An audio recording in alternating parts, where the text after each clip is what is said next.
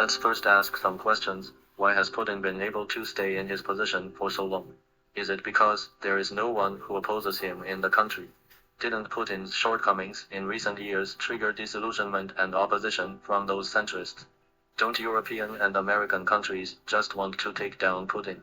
One of the reasonable answers is that Putin has done a lot to prevent the above situations so that Putin will not face opposition. I think the most important thing is Putin has not named a successor and has ensured that no one in the country is qualified enough to take over. This is a very critical point. At first, everyone thought that Putin had a candidate in mind, but not making it public was tantamount to protecting the successor in disguise.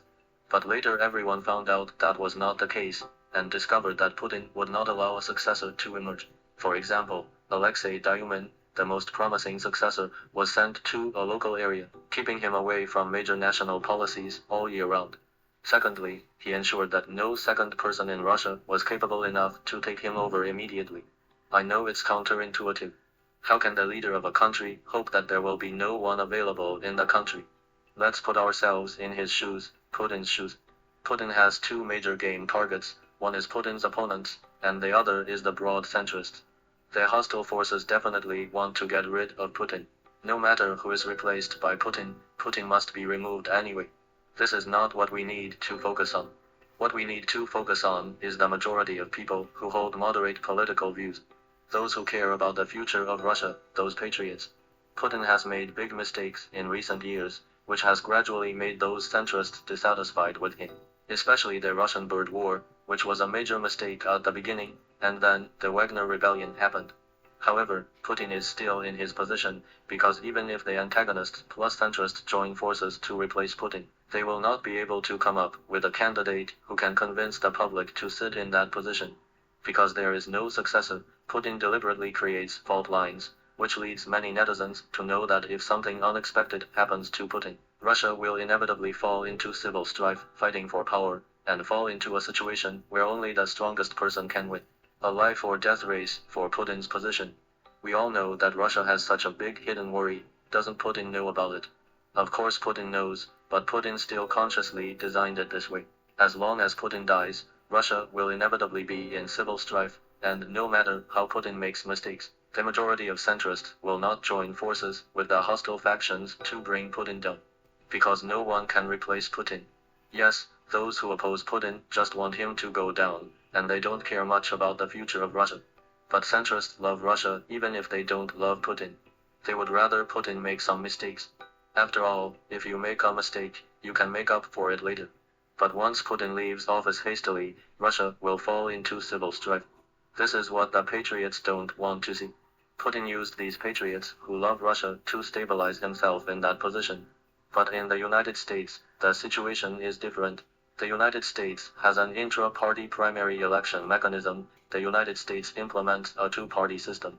The Democratic Party and the Republican Party usually determine their presidential candidates through intra-party primary elections.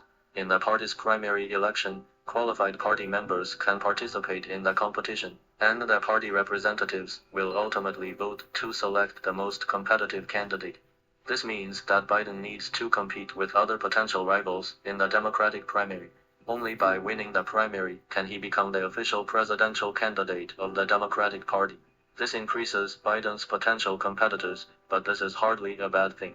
The U.S. primary system allows voters to participate more directly in the selection process of party candidates. Giving voters the opportunity to express their political will has an impact on the decision-making of political parties, and enhances voter sense of participation and identification in politics.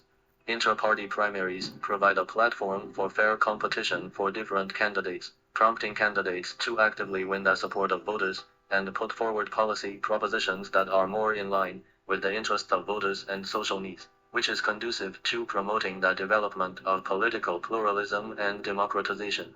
Moreover, Biden's Democratic Party is not the only political party in the United States.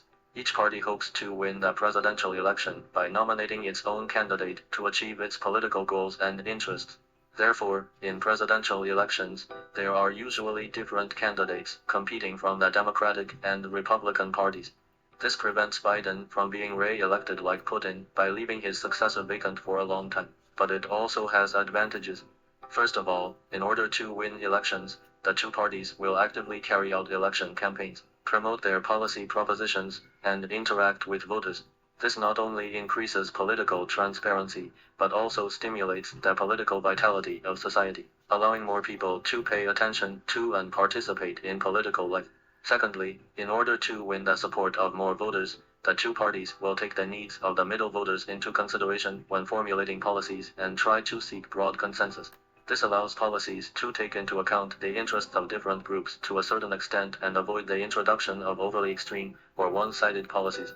Third, achieve checks, balances, and supervision of power, prevent abuse of power, when one political party is in power. The other party will play the role of the opposition party to supervise and restrict the policies and behaviors of the ruling party. This helps prevent the ruling party from abusing its power, protects the rights and freedoms of citizens, and maintains political stability and justice. Through supervision and criticism, the opposition party will urge the ruling party to improve its work and avoid bureaucracy and corruption. During the competition process, the two parties need to win the support of different social groups, which prompts them to integrate the interest of all aspects of society to a certain extent and coordinate the relationships between different groups, thereby maintaining social harmony and stability. These are the reasons why Biden dropped out of the election and cannot be re-elected like Putin.